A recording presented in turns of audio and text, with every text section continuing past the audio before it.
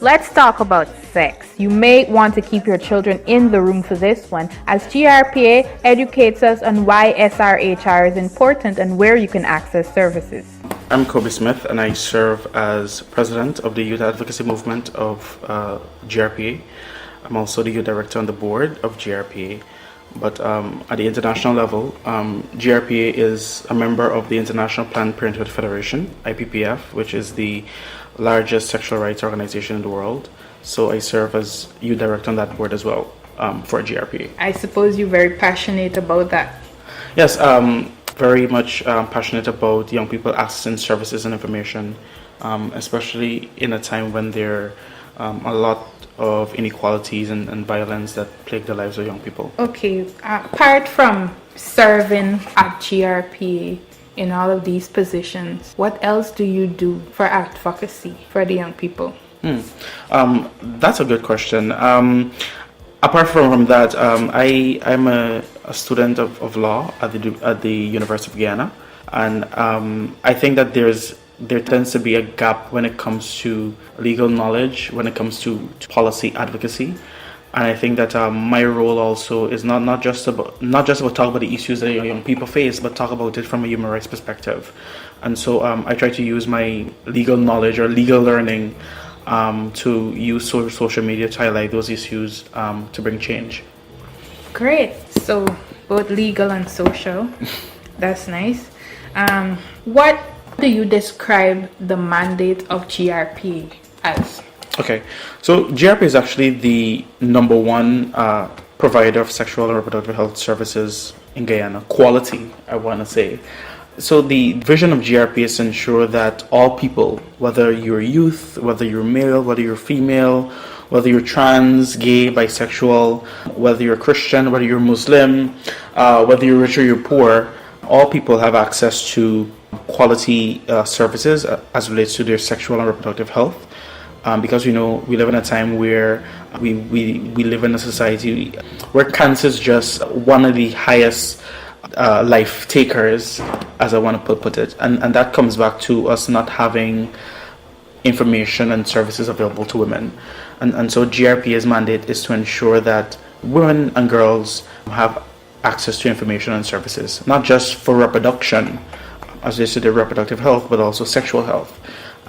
Because STIs, HIV, and so on, those also plague the lives of our young people. Okay, you spoke extensively on what is important for the persons of all the various communities, but why do you think that it's important? I think if we look generally at what the stats show, I think a good place to start is the reports that we find in front of us. There is the State of the World Population Report of 2013, which highlights that Guyana has the second highest rate of teen pregnancy in the Caribbean region, with 97 out of every 1,000 girls between the age of 15 to 19 becoming pregnant. That is terrible. Mm-hmm. That's not something to be proud of. And it means that we must find a response to it. My personal view is that it's a bad thing that we're reactive as a society and not proactive. We just, whenever issues are bad, we tend to find interventions for them, but we don't actually try to prevent them in the first place. And so GRPA's role is to be proactive, providing information and services. We do that through our programs in schools, comprehensive sexuality education for young people, both in schools and out of school, to ensure that young people are aware of their bodies, they're aware of their rights, they're aware of their responsibilities, they're aware that services are available, they're aware of the benefits of ensuring that they have safe sex, they're aware that they have full autonomy and independence of their bodies and not other people who tend to use their power against their autonomy and against their freedoms. Okay, that's great. You listed quite a few objectives and how it has been implemented so far, and it's impressive. In your opinion, do you think that it has been completely successful so far? And if it has, what were the accomplishments of these programs? I think generally programs are successful, but we're still not satisfied, and we can never be satisfied whenever it comes to the rights, health, and well-being of young people, particularly women and girls, because every day those rights and the well-being and the health, they're challenged. They're challenged through the inequalities that young women and girls face. They're challenged by the pervasiveness of gender-based violence that we see in our communities, that we see in the newspapers every day, almost every day, where a woman is hacked to death or she's abused or she's assaulted. And so for me, the programs are successful, but we're not satisfied because we still have those challenges which remain.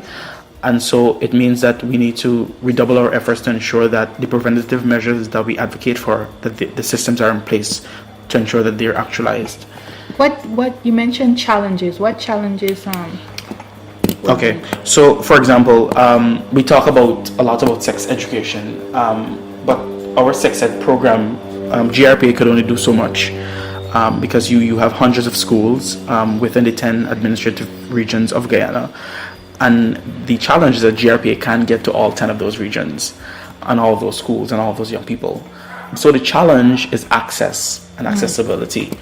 The challenge is also resources, because it takes money to go to those regions. It takes human resources to go to those regions. It takes money to pay for the human resources to get to those regions. And so the challenge has to do with getting the information and services to those places. And so the opportunities that exist to those challenges would be that we can partner with other organizations, as we have been doing. We've been partnering with the Ministry of Public Health. We've been partnering with the Amerindian People's Association to ensure that we get to those places that we don't usually get to go to, apart from Georgetown. Those are some of the main challenges that we face. But in the face of challenges, there are opportunities to ensure that we rise above those challenges and meet the needs of the people that we serve. All right, thank you for sharing with us what's important and what has been done thus far to foster the education of SRHR among young people.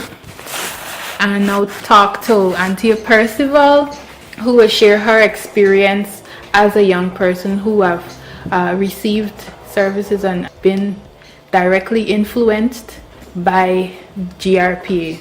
How has your experience been thus far at GRPA? Well, I must say that it was quite an experience. Personally, as an introvert, it has been something that I've been able to use to enhance my skills communication-wise, and also to learn a bit more on self-esteem. That is one thing that I've been struggling with as a child since a small age. Definitely, when it comes to sexuality, I think a lot of young people will attest to this, that sexuality is not something easy to speak about with your parents or with someone who is older than you, but rather with someone who's in your age group. And I find that when I go to GRPA, and I can actually get counseling there, and when I go to the actual youth group and I'm doing whatever I am with them, it's like I feel as if I'm accepted there. I could talk about my sexuality. I could tell them what I feel, what they think about it, because they're also going through similar things, maybe different, and they would share it with you, and you will feel as if you can actually be there as as person, with them. What makes you feel as though, give me some examples of things that happen that make you feel as though you're accepted there, and you're free to talk about things that you can't speak to your parents about? As a young person, I think it is important that our sexual and reproductive rights are represented worldwide. I mean, I have been taught about contraception, whether it's practicing safe sex, using a condom, or surgical methods, and I have been taught about STDs. It is never easy to talk to your parents about those things. I have seen the rise in teen pregnancy and STDs among my age group. So, young people everywhere, please listen. If you have sex, do so safely and visit organizations like GRPA and others to get empowered on SRHR.